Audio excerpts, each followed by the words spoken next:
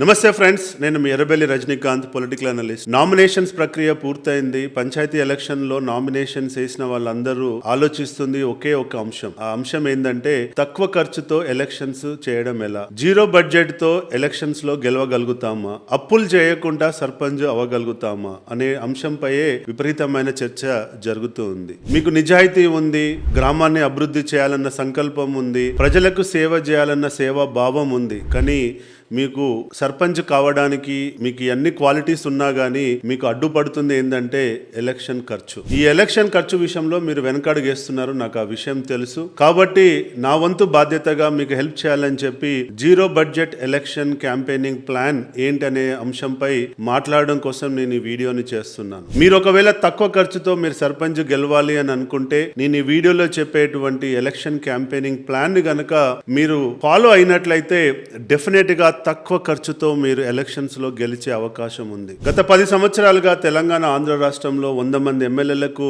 Elections management చేసిన అనుభవంతో, నాకు వచ్చినటువంటి నాలెడ్జ్ తోటి మీ అందరికీ హెల్ప్ చేయాలన్న ఉద్దేశంతో నేను ఈ zero budget election campaigning plan ని డిజైన్ చేశాను. ఈ ఎలక్షన్ ప్లాన్ ని గనక మీరు స్టెప్ బై స్టెప్ ఫాలో అయినట్లయితే డెఫినెట్ గా మీరు ఎన్నికల్లో మీరే గెలుస్తారు. కాబట్టి ఈ వీడియోని మీరు తప్పకుండా చివరి వరకు చూడండి, 10 మందితో మీ మిత్రులతో చూపియండి.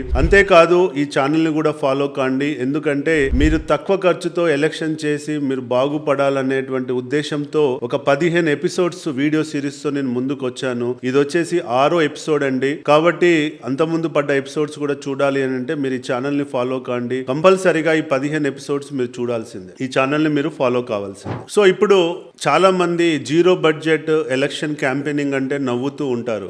ఇది అవుతుందా పోతుందా అని చెప్పి అందరూ ట్రెడిషనల్ మెథడ్ లోనే వెళ్ళి ఓటర్లకి డబ్బులు పంచి, మద్యాన్ని పంచి, ఊర్లో ఉన్నటువంటి కుల సమీకరణాల ఆధారంగా కులాలను విభజించి, ఇది నేను ఈ కులం నుంచి పోటీ చేస్తున్నా కాబట్టి నాకు ఓటు ఏమని చెప్పి అడిగి విపరీతంగా పోటీతత్వాన్ని పెంచి మనము అవసరాలకు కంటే మించి ఖర్చు చేసి ఇవాళ ఎలక్షన్స్ యొక్క ఖర్చు పెంచుకుంటూ పోతున్నాం. ఇది గ్రామంలో అందరూ ఒకరికొకరు పోటీతత్వంతో ప్రేరేపించడంతో పరువు బోద్దాన్ని ప్రతిష్ట కోసం మీరు పాకులాడుతూ ఎలక్షన్స్ ఖర్చును అమాంతంగా పెంచారు అన్నది వాస్తవం. కాబట్టి దయచేసి మీరు గత 10 సంవత్సరాలుగా పోటీ చేసినటువంటి నాయకులు ఎవరు కూడా ఆర్థికంగా నష్టపోయి ఉన్నారు, ఆర్థికంగా ఇబ్బందుల్లో ఉన్నారు. అంతకుముందు పోటీ చేసిన నాయకుల కుటుంబాలు రోడ్డుపై పడ్డాయి. కాబట్టి దయచేసి మీరు అలాంటి పరిస్థితిలోకి వెళ్ళకండి. నేను ఇప్పుడు చెప్పేటువంటి ఈ ఎలక్షన్ క్యాంపెయినింగ్ ప్లాన్ ని గనక తూచా తప్పకుండా మీరు ఫాలో అవుతే మీరు తక్కువ ఖర్చుతో మీరు సర్పంచ్ అవుతారు. ఇక విషయానికి వచ్చినట్లయితే ఈ వీడియోలో నేను 10 అంశాలు చెప్పబోతున్నా. ఈ 10 అంశాలను గనక మీరు స్టెప్ బై స్టెప్ ఫాలో కాండి. నేను చెప్పే ఆర్డర్ లోనే ఫాలో కాండి, ఆర్డర్ కూడా మార్చకండి. ఫస్ట్ పాయింట్ వచ్చేసి ఏంటంటే మేనిఫెస్టో తయారు చేసుకోండి. మీ గ్రామంలో ఓటు అడగాలి అని అంటే మేనిఫెస్టోని మీరు తయారు చేసుకోండి. గ్రామంలో ఉన్న సమస్యల ఆధారంగా మీరు ఈ 5 సంవత్సరాలలో ఏం చేయబోతున్నారో ప్రజలకి అర్థమయ్యే విధంగా ఒక మేనిఫెస్టోని తయారు చేసుకోండి. మేనిఫెస్టోని ఎలా తయారు చేసుకోవాలనే ప్రశ్న మీకు వస్తే ఈ వీడియో ఎపిసోడ్ కంటే ముందు ఉన్న 5th ఎపిసోడ్ వీడియోని మీరు చూడండి. అందులో మీకు డీటెయిల్ గా నేను చెప్పాను మేనిఫెస్టో ఎలా తయారు చేసుకోవాలని. కాబట్టి ఈ వీడియోలో నేను మళ్ళీ పూర్తిగా చెప్పను, అక్కడికి వెళ్ళి చూడండి. జీరో బడ్జెట్ ఎలక్షన్ ప్లాన్ లో రెండో అంశం విషయాన్ని గనక వస్తే ఏంటి అని మీరు నన్ను అడిగినట్లయితే ఓటర్ మ్యాపింగ్. అంటే మీ గ్రామంలో ఉన్నటువంటి ఓటర్ల లిస్ట్ తీసుకొని మీరు ప్రతి 100 మంది ఓటర్లకి ఒక ఇన్ఛార్జ్ ని గనక నియమించుకోగలిగితే, మీ చుట్టూ ఎంతో మంది పని చేస్తాము, మీ ఎలక్షన్ లో గెలిపించడం కోసం మీతో ఉంటామని వస్తారు, వాళ్ళని ఖాళీగా ఉంచకుండా ప్రతి 100 ఓటర్లకి ఒక ఇన్ఛార్జ్ ను నియమించుకొని వాళ్ళకు ఓటర్ లిస్ట్ ఇచ్చి ప్రతి ఇంటింటికి వెళ్ళి ఆ ఓటర్ యొక్క ఫోన్ నెంబరు, వాళ్ళ కులము, దానితో పాటు వాళ్ళు లోకల్ అక్కడే ఉంటున్నారా, వృత్తిరీత్యా వేరే సిటీలో ఎక్కడైనా ఉంటున్నారా అనేటువంటి అంశాలను మీరు మ్యాపింగ్ చేయండి. ఈ ఓటర్ మ్యాపింగ్ చేయడం వల్ల మీకు ప్రతి ఓటర్ పై ఒక అవగాహన వస్తుంది. తద్వారా ఆ ఓటర్ మ్యాపింగ్ ని మనం, ఆ డేటాని మనం చాలా రకాలుగా వాడుకోవడానికి అవకాశం ఉంటుంది. సో ఇదండి రెండో అంశం వచ్చేసి. ఇక zero budget election campaigning plan లో మూడో అంశం విషయానికి వచ్చినట్లయితే నాన్ లోకల్ ఓటర్స్. మీ గ్రామంలో 1000 గాని 2000 ఓట్లు గాని ఉంటే అందులో వృత్తిరీత్యా ఒక 100-200 మంది బయట పనిచేస్తుంటారు. హైదరాబాద్ లో గానీ, బాంబే గానీ, బెంగళూరులో గానీ, సూరత్ లో గానీ, భీవండిలో గానీ ఏదో ఒక పని చేయడానికి బతుకుదెరువు కోసం పోయిన వాళ్ళు ఉంటారు. కాబట్టి మీరు ఈ ఓటర్ మ్యాపింగ్ ద్వారా వాళ్ళని ఐడెంటిఫై చేశారు. కాబట్టి ఈ నాన్ లోకల్ ఓటర్స్ అందరినీ మాట్లాడడానికి ఒక ఇన్ఛార్జ్ ని పెట్టుకోండి. ఆ నాన్ లోకల్ ఓటర్స్ అందరికి మాట్లాడి గ్రామంలో జరుగుతున్న ఎలక్షన్ పై అవగాహన పెంచి వాళ్ళు వచ్చి ఊరు బాగుపడాలంటే వాళ్ళు ఓటు చాలా అవసరం. నాన్ లోకల్ ఓటర్స్ ఎంతో కొంత ఎడ్యుకేటెడ్ అయి ఉంటారు, కొంత నాలెడ్జ్ ఉంటుంది కాబట్టి ఊరు కోసం వాళ్ళు డెఫినెట్ గా ముందుకు రావడానికి ప్రయత్నిస్తారు. వాళ్ళని మనం మాట్లాడితే వస్తారు, మాట్లాడకపోతే ఇగ్నోర్ చేసినట్టు ఉంటుంది. కాబట్టి దయచేసి వాళ్ళందరినీ గనక మీరు తెప్పించుకొని వాళ్ళతో ఓట్లు వేయించుకోగలిగితే డెఫినెట్ గా మీరే గెలుస్తారు. జీరో బడ్జెట్ ఎలక్షన్ మేనేజ్మెంట్ విషయానికి వచ్చినట్లయితే 4వ అంశం వచ్చేసి ఏందనంటే క్విక్ గా ఒక సర్వే చేయించుకోండి. వీలైతే ఒక ఏజెన్సీ ద్వారానో లేదంటే మీకు అడున్న చుట్టుపక్కల ఉన్న యువత ద్వారానో ఒక సర్వే చేయించుకొని ఆ సర్వేలో ఏ వార్డులో మనం బలంగా ఉన్నాము, ఏ వార్డులో బలహీనంగా ఉన్నాము అన్నది గమనించి ఆ వార్డులో పని చేసుకోండి. మన బలం ఏంటి, మనం ఎక్కడున్నాము, మన ప్రత్యర్థి ఏంటి, వాళ్ళ బలం ఏంటి, వాళ్ళ బలహీనతలు ఏంటి అనేది ఆ సర్వే ద్వారా చేసుకోగలిగితే ఆ ఊర్లో ఏ కులం వాళ్ళు ఎటువైపు మొగ్గు చూపుతున్నారు అన్నది సర్వేల ద్వారా మీరు తెలుసుకోగలిగితే మీరు ర్యాండమ్ గా పనిచేయడం కంటే ఒక స్ట్రాటజీ తోటి ఒక ఎగ్జిక్యూషన్ చేయగలిగితే డెఫినెట్ గా మీరు తక్కువ ఖర్చుతో ఎలక్షన్ గెలిచే అవకాశం ఉంటుంది. ఇక జీరో బడ్జెట్ ఎలక్షన్ మేనేజ్మెంట్ 5వ అంశం విషయాన్ని గనక మనం వచ్చినట్లయితే క్యాంపెయిన్ మెటీరియల్ ని ప్రిపేర్ చేసుకోవడం. మీరు ఏదైతే మేనిఫెస్టోని మీరు తయారు చేశారో ఆ మేనిఫెస్టోని ఒక కరపత్రం రూపంలో గనక మనం తయారు చేసుకోగలిగితే మీకు ఎందుకు ఓటేయాలనేటువంటి అంశంతో పాటు మేనిఫెస్టోతో పాటు సింబల్ తో పాటు గనక ఒక మంచి కరపత్రం గనక తయారు చేసుకోగలిగితే ఆ కరపత్రాన్ని ఈ 100 మంది ఓటర్ల ఒక ఇన్ఛార్జ్ మీరు పెట్టారు కదా, వాళ్ళ ద్వారా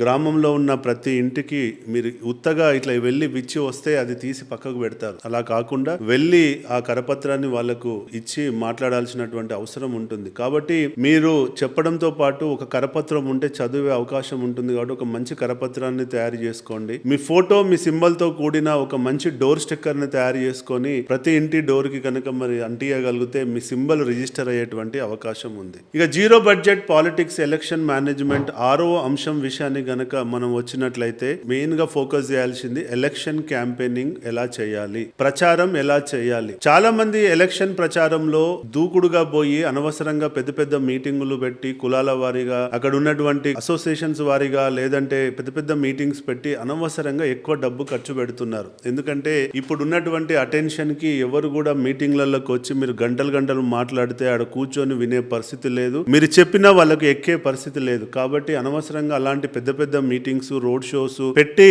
అనవసరంగా మీ సమయాన్ని వృధా చేసుకోకండి. మీరు చేయాల్సింది ఏంటంటే మీరు డోర్ టు డోర్ క్యాంపెయినింగ్ చాలా ఎఫెక్టివ్ గా పనిచేస్తుంది. లోకల్ బాడీ ఎలక్షన్స్ లో డోర్ టు డోర్ క్యాంపెయినింగ్ చాలా ఎఫెక్టివ్ గా వెళ్తుంది. మీరు మీతో పాటు మీ ఉన్న మిత్ర మండలి అంతా ఎట్లయితే ఇంత ముందు అంశంలో 100 ఓటర్లకు ఒక ఇన్ఛార్జ్ పెట్టామో వాళ్ళు మీరు మీ రిలేటివ్స్ మీ కుటుంబ సభ్యులంతా కలిసి maximum door to door campaign చేయడానికి ప్రయత్నించండి. డోర్ టు డోర్ క్యాంపెయినింగ్ అంటే మళ్ళా ఉత్తగా నడుచుకుంటా వెళ్ళి దండం పెట్టుకుంటా వెళ్తే కాదు. మీరు మాక్సిమం వీలైతే ఎన్ని గడపల్లో తొక్కి ఎన్ని ఇండ్లలోకి వెళ్ళి కూర్చొని వాళ్ళతో ఛాయ్ తాగి మనకు టైం ఉంది ఇబ్బంది ఏం లేదు కాబట్టి మన మేనిఫెస్టో వాళ్ళ చేతిలో పెట్టి ఇది నా హామీ, ఈ గ్రామానికి నేను ఇది చేయాలనుకుంటున్నా అని మీరే మీ మేనిఫెస్టోకి మీరే స్పోక్స్ పర్సన్ కావాలి. మీ మేనిఫెస్టోకి మీరే మాట్లాడాలి, మీరే కన్విన్స్ చేసుకోవాలి. కాబట్టి ఆ మేనిఫెస్టోని మీరు వెళ్ళి ఇంటింటికి వెళ్ళి వాళ్ళకి ఎక్స్ప్లెయిన్ చేయగలిగితే డెఫినెట్ గా ఇంపాక్ట్ ఉంటుంది. ఉత్తగా ఏదో దండం పెట్టుకుంటే వెళ్ళి కండవాలు కప్పుకొని శాలువాలు కప్పుకొని బొకేలు తీసుకుంటే ఎలక్షన్ క్యాంపెయినింగ్ కాదు, దాని వల్ల లాభం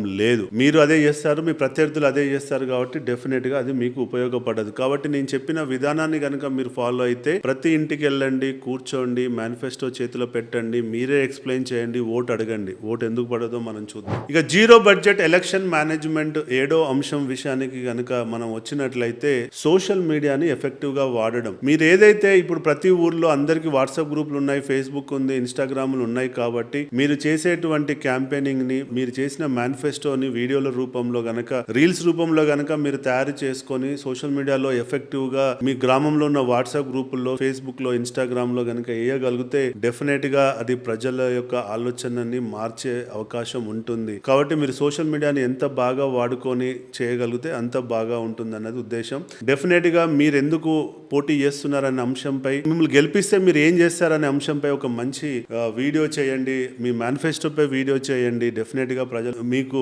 పట్టం కడతారని చెప్పి నేను చెప్తున్నా. జీరో బడ్జెట్ ఎలక్షన్ మేనేజ్మెంట్ లో 8వ అంశం విషయానికి వచ్చినట్లయితే ఒక చిన్న కాల్ సెంటర్ ని ఏర్పాటు చేసుకోగలిగితే మీ ఊర్లో ఉన్నటువంటి నిరుద్యోగులను గనక దగ్గరగా తీసుకొని వాళ్ళకి మీరు ఇంతకుముందు ఓటర్ మేనేజ్మెంట్ లో చేసిన డేటాను గనక వాళ్ళకి ఇచ్చి మీరు మీ అభ్యర్థిత్వం పరంగా ఒక చిన్న కాల్ క్యాంపెయిన్ చేయగలిగితే డెఫినెట్ గా అది మీకు ఉపయోగపడుతుంది. ఎందుకంటే ప్రతి ఓటర్కి వెళ్తుంది కాబట్టి డెఫినెట్ గా ఉపయోగపడుతుంది. ఇక zero budget budget election management విషయంలో 9వ అంశం విషయానికి వచ్చినట్లయితే టెక్నాలజీని ఎలా వాడాలి. ఇప్పుడు ఉన్నటువంటి పరిస్థితుల్లో టెక్నాలజీ చాలా తక్కువ ఖర్చుతో మీరు టెక్నాలజీని వాడగలుగుతారు. అంటే బల్క్ వాట్సాప్, అంటే మీ యొక్క మేనిఫెస్టోని మీరు గనక తక్కువ ఖర్చుతో మీ ఉన్న ప్రతి ఓటర్కి బల్క్ వాట్సాప్ ద్వారా మీరు మెటీరియల్ని చేరవేయొచ్చు. అంతేకాకుండా వాయిస్ బ్రాడ్కాస్టింగ్, మీకే ఎందుకు ఓటేయాలని చెప్పి ఒక 1 minute ఆడియోని కనుక మీరు తయారు చేసి వాయిస్ బ్రాడ్కాస్టింగ్ చేయగలిగితే మీ ఊర్లో ఉన్న ప్రతి ఓటర్కి అది వెళ్ళేటువంటి అవకాశం ఉంటుంది. కాబట్టి టెక్నాలజీని వాడడం మాత్రం మర్చిపోకండి.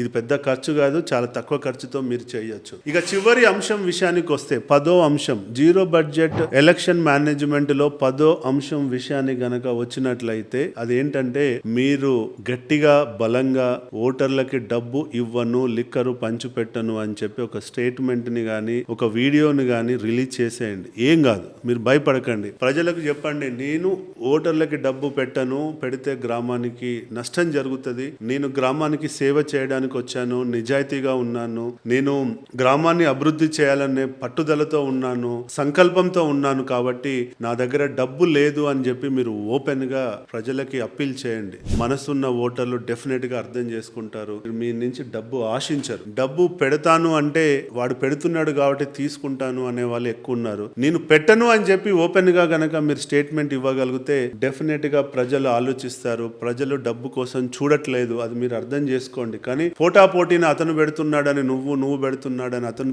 చేయడం వల్ల సరే వాళ్ళు పెడుతున్నారు కదా తీసుకుంటే తప్పేందిలే అనేటువంటి పరిస్థితుల్లోనే ఓటర్లు డబ్బు తీసుకుంటున్నారు తప్ప మిమ్మల్ని ఇబ్బంది పెట్టాలనే ఉద్దేశం ఓటర్లకు లేదు. ఇది గ్రహించండి. దయచేసి మీరు ఈ విషయాన్ని బహిర్గతంగా చెప్పండి. మొహమాటం వద్దు, అయ్యో చెప్తే ఏమైతుందో అని మొహమాటం వద్దు. మీరు ఇవ్వట్లేదు అని ముందే క్లియర్ గా చెప్పడం వల్ల ప్రజల్లో మీ మీద ఎక్స్పెక్టేషన్స్ తగ్గుతాయి. తద్వారా మీకు ఇది చాలా ఉపయోగపడుతుంది. ఇదండి ఫ్రెండ్స్, మీరు ఈ 10 అంశాలపై గనక నేను చెప్పినట్టు గనక మీరు చేస్తే అతి తక్కువ ఖర్చుతో మీరు సర్పంచ్ గా వెన్నుకోబడతారు. వెన్నుకున్న తర్వాత నాకు ఫోన్ చేసి మళ్ళీ మాట్లాడండి. మీకు ఒకవేళ ఈ డాక్యుమెంట్ కావాలి అని అనుకుంటే జీరో బడ్జెట్ ఎలక్షన్ మేనేజ్మెంట్ అని చెప్పి కామెంట్ రూపంలో మీరు పెట్టండి. మీకు నేను పర్సనల్ గా ఈ డీటెయిల్డ్ డాక్యుమెంట్ ని మళ్ళీ పర్సనల్ గా పంపిస్తాను. మీరు తక్కువ ఖర్చుతో గెలవాలి, గెలిచిన తర్వాత నాకు కాల్ చేయాలి. జై హింద్.